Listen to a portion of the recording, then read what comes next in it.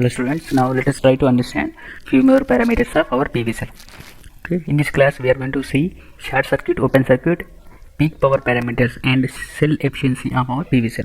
Okay, so let us proceed. Here we have a PV cell model. Okay, so we have derived the PV cell model in the previous class. Here IP is photocurrent, ID is diode current, and here this is ISH actually. So this is ISH. Okay, so this is I.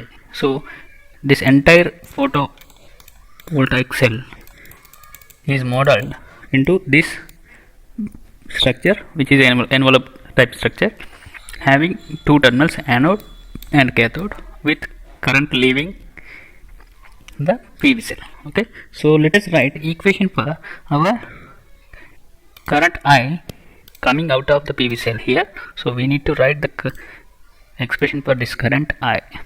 Okay, so for that initially we have our source current, that is IP. So rest of them are passive elements. So this is IP is source current. Okay, so IP is supplying the currents, diode current. Here IP is supplying diode current, shunt current, ISH. Okay, so this is shunt current, ISH. Okay, and our current at anode, that is I. Okay, so let us apply KCL at this node A. So let us assume this as node A. So I am going to assume this as node A. So this is node A. So this is current I, shunt current, ISH. Okay, so if you apply KCL at this node A, here you can see this entire branch is a node. Okay, so here IP is entering, ID, ISH and I are leaving. Okay, so I am writing the KCL equation here. So that is IP equal to ID plus ISH plus I. Okay, so let us rewrite the equation for our current I. So before going to that, so the voltage at this node here, this node is I into RS plus our voltage available between anode and cathode. So this entire voltage here. So here, so this voltage is voltage. So this voltage. So if I apply KVL here, that will be IRS plus V. Okay, so that is V plus IRS. Okay, so in place of our shunt current, we can write it as, so shunt current can be written as, here this is shunt current going through shunt resistance RSH. So shunt current can be written as this voltage by our RSH value. Okay, so voltage by resistance will give us current. Okay, so this voltage by this shunt resistance will give us shunt current. So in place of ISH here, in place of IRSH, I am going to replace it with V plus IRS plus by RSH. Okay, and here ID is diode current, IV is photocurrent, and I is our current available at anode. Okay, so I am rearranging the expression here. That will be I equal to IP minus ID minus, in place of IRSH I am going to write it as V plus IRS by RSH. Okay, here the diode current can be written as I0 into e power V by NVT minus 1. Here V is voltage available across our diode. Okay, so here the voltage available across this point will be, so here the voltage across this point will be voltage across our diode also. So that is, this voltage is also the voltage available across a diode. So voltage across a diode is V plus IRSH. Okay, so in place of V I am going to replace it to e power V plus IRS by N into VT minus 1. So here VT can be written as KT by Q. All are constants. So if you replace KQ with their values, that will become T by 11,600. So here, and N value, here this N value is 2, considered as 2. Here N value, this N value is 2, and I0 is reverse saturation current. We already know that. Okay, so these are the constants here. So I0 can be written as K into T power M e power minus VGO by N into VT. So what are they? So here K is constant. Okay, K is constant, where VGO is forbidden band gap energy. So that is EGO. Okay, so EGO is nothing but forbidden band gap energy, and here M value for silicon material is 1.5, and VGO for silicon is ranging from 1.16 to 1.21. Okay, so these are the constants here. So if you replace the currents with diode current with I0 into e power v plus irs by nvt by minus 1 minus shunt current. So this is our current expression for our PV cell. Okay, this is current expression for our PV cell. I coming from anode is equal to photocurrent minus diode current minus shunt current. So this is about current through current coming out of a PV cell. Now let us proceed for parameters here. So here we have short circuit and open circuit parameters. So let us see VA characteristics of our PV cell. So here we have a PV cell and here its characteristics, VA characteristics. Okay, so here you can see the current is coming out of the anode, but it is taken here, it is positive. Okay, that is to be remembered. Okay, here you can see the current is given as current coming out of the anode is IP minus diode current minus shunt current. Here at this point the current is ISC because the voltage at this point is 0 here. So when at origin here the current is maximum ISC but the voltage is 0 here. So when the voltage will be 0, when there is a short circuit between anode and cathode. Here you can see. So here anode and cathode are short circuited. That means the voltage V is 0 here because it is short circuit.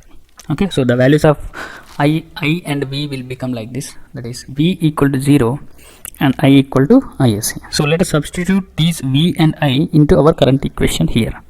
Okay, let us substitute the values here.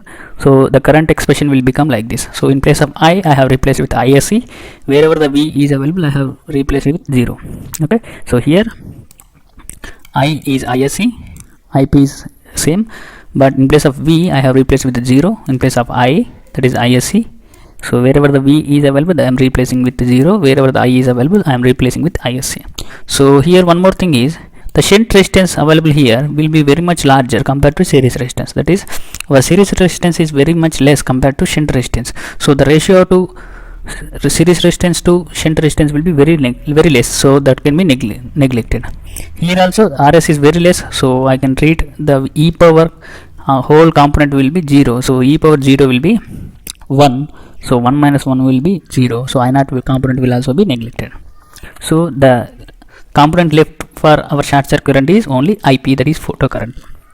Okay, here ISC is predominantly photocurrent which is proportional to our solar power, that is also called insolation. Okay, here you can see the short circuit current is linearly proportional to our photocurrent, which is a dependent quantity of solar power, that is called insolation. So this is important term, insolation, that is solar incident energy. Okay, here you need to understand one thing, that our short circuit current is linearly proportional, that is directly proportional to photocurrent. This is one important point. Okay, ISC short circuit current is directly proportional, that is linearly proportional with photocurrent. Okay, remember this. Now let us see our another parameter, that is voltage, open circuit voltage. So at this point our current is short circuit current. So let us see what is the behavior of voltage at 0 current. So at 0 current the voltage available is here at this point, this is VOC. Okay, so at this point our voltage is VOC but current is 0. So that is given as voltage is VOC, current is 0. So let us substitute these values into our expression. The expression will become like this. So in place of I have replaced with 0, and wherever the voltage is available I have replaced with VOC. Okay, so if you rearrange this expression for VOC, that will become like this. That is, here one more thing is RSH is having very much value compared to our VOC. So that's why VOC by RSH is neglected for simplicity. So VOC can be rearranged like this, that is N into VT logarithm of natural logarithm of IP plus I0 by I0. So here you can see our VOC is dependent quantity of photocurrent, but it is a logarithmic value. That is, VOC is not linearly proportional, it is logarithmically proportional. Okay, but ISC is directly proportional to IP here. Okay, so here ISC is directly proportional. ISC is directly proportional to our photocurrent IP, but here VOC is logarithmically proportional. Okay, these two important points should be remembered. Okay, VOC is logarithmically proportional but ISC is directly proportional to photocurrent. Okay, so these are parameters of PV cell. Now let us see peak power parameter. So far we have discussed with short circuit current and open circuit voltage. Now let us discuss power, that is peak power parameter of our PV cell. Okay, here we have VA characteristics of our PV cell for certain solar power. If you increase the solar energy onto our PV cell, the VI characteristics will behave like this. If I increase the solar power, the VI characteristics will shift upward. If I further increase the solar power incident onto our panel, that will increase our VI characteristics. Here you can see, the more is the solar power, the more is the short circuit current, which is linearly proportional. Okay, here you can see ISC is linearly proportional with our photocurrent IP. Here you can see this is linear proportion. So this part is linear proportion, but here you can see VOC is not linearly proportional, it is logarithmically proportional. So this is what I have explained in the previous slide. Okay, VOC is not linearly proportional, it is logarithmically proportional of IP, photocurrent. So this is what it is. So here you can see this is logarithmic proportion, logarithmic increase in VOC with increase in solar power, but here ISC is increasing linearly with increase in solar photo power. Okay, photocurrent, that is what linearly proportional. ISC is linearly proportional to photocurrent, VOC is logarithmically proportional to photocurrent. Okay, so now let us see the power here. So VI characteristics of a PV cell are like this. Here these are the VI characteristics of PV cell. So let us draw a power line based on this V into I. So that is this green color line indicates our power line. Okay, so which is power product of V into I. So here this is a peak point of power curve, so that is mentioned as PM. So when you draw a line from this peak value of power to our VI characteristics, so that will be like this blue color line. So the blue color line will intersect current axis at a point that is called current at maximum power IM. Similarly, the blue color line will intersect voltage line at a point that is called VM, which is voltage at maximum power VM. So the intersecting point of these two, current and voltage, will be peak power operating point. Here you can see this is peak power operating point. Okay, so these values you can see in a data sheet of a PV cell. So let us see data sheet of a PV cell. Here you can see this is a data sheet of a PV cell. Here we have different parameters regarding a PV cell. Here the mentioned PV cell is a polycrystalline PV cell, which is having a maximum power rating from 210 to 240 watts. Here 240 watts is our maximum power, peak power. Okay, so here peak power for this polycrystalline module of PV cell is 240 watts. Here P indicates peak power. Okay, and here VMP is voltage at maximum power, that is peak power, that is 30.18. Similarly, IMP is current at maximum power, that is peak power, so 7.96. VOC, open circuit voltage, is 36.72. Short circuit current is 8.99. Cell efficiency we are going to see in further slides, that is 16.50, and module efficiency is 14.66%. So what is module efficiency and what is cell efficiency? So we are going to learn further in further slides. Here you can see module efficiency is less compared to cell efficiency. So this is to be discussed further. Okay, and here number of cells are 6 into 10, so that is 60, and area of each cell is 156 into 156 mm. Okay, so this is a data sheet of a typical PV cell. Okay, here you will find peak power and VM, IM, VOC, ISC, cell efficiency, module efficiency, number of cells, and area of each cell. So whatever all the components you are going to find in this data sheet, and all these parameters will be based on a standard insolation, that is 1 kilowatt per meter square at a temperature of 25 degrees. So here you can see ISC here highlighted and 8.99, that is ISC is 8.99 here, and VOC is 36.72 here. So all these values are regarding a polycrystalline PV cell for a standard insolation of 1 kilowatt per meter square at a temperature of 25 degrees. So whenever you are asked to define a standard insolation value, that is 1 kilowatt by meter square, 1 kilowatt per meter square at a temperature of 25 degrees centigrade. Okay, this is a standard insolation value. Okay, so this value is standard insolation value, and here you can see this is peak power, that is WT. So okay, this is peak power is 240 watts, and here this is ISC, short circuit current, VOC, and here this is maximum current at maximum power, this is voltage at maximum power. Okay, so these are the parameters you are going to get, and cell efficiency is 16.5%, module efficiency is 14.66%. We will come back to this data sheet again. Okay, so let us proceed further. let us find cell efficiency. So what is the efficiency? Efficiency is nothing but output power by input power. We already know that. So what is the input power here? Here input power to our PV cell is solar incident energy. What is the output power? That is electrical energy. So efficiency of a cell is defined as output power by input power. So output power we can define it as our maximum power PM, okay, and input power is PN, okay. So here PM can be written as Vm into our Im. So Vm and Im are intersecting points of our maximum power curve, okay. So Im is here on the I axis and Vm is on the V axis. So Im and Vm are intersecting points, okay. That is PM, that is output power is Vm into Im, and Pn is constant. So here Pn can also be understood with our insolation. So standard insolation is 1 kilowatt per meter square. If you multiply this insolation with area of the cell, that will become your input power, okay. So input power equal to standard insolation into area of the panel. So in the data sheet given, so data sheet here you can see the area of the cells. Here we have 6 into 10, that is 60 cells, and area of each cell is given in mm, that is 156 into 156, okay. So if you substitute this area of the cell in the expression, so that will give you input power onto your PV cell. So here area of the cell is 60 into area of each cell. We have 60 cells and area of each cell is 156 into 156 mm.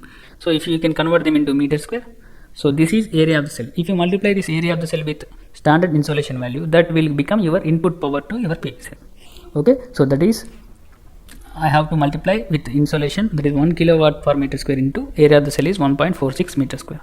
So that will become input power to our PV cell is 1.46 kilowatts, okay. So you can find out the output power if you have input power and cell efficiency. So data sheet contains the efficiency of the cell as 16.5%. So output power can be written as cell efficiency into our input power, okay. So cell efficiency is 16.5% and input power is 1.46. So you are going to find the output power as 240 watts, which is given in the data sheet, okay. So this is how you are going to find cell efficiency. Here the important thing is input power, which can be obtained by insolation, standard insolation into area of the cell, area of the panel here. That is important, okay. So how can you find the area of the panel? Number of cells into area of each cell will give you area of the panel, okay. If you have to multiply this area of panel with your standard insolation value, that is 1 kilowatt per meter square, so that you can find the output power of a PV cell by multiplying cell efficiency with input power, okay. That will give you your peak power output. So this is about cell efficiency, okay. So cell efficiency is output power by input power, where input power can be written as insolation into area of the cell. So insolation can be denoted with capital L, where area of the cell is denoted with A into cell. So this is how you are going to denote cell efficiency, that is PM, maximum power by output by L into A cell, okay. Maximum power output is VMP, that is voltage at maximum power, into IMP, that is current at maximum power by L into A cell. So this is cell efficiency. So cell efficiency expression can be written as VMP into IMP by standard insolation into area of the cell. So insolation units are kilowatts per meter square, area units are meter square. So this is cell efficiency, okay. I hope you understand these concepts. So here one more important thing is, here the module efficiency is less compared to cell efficiency, because module will consist of several cells, but the effective area of the module is less compared to effective area used in cell. Here you can see this is a module, okay.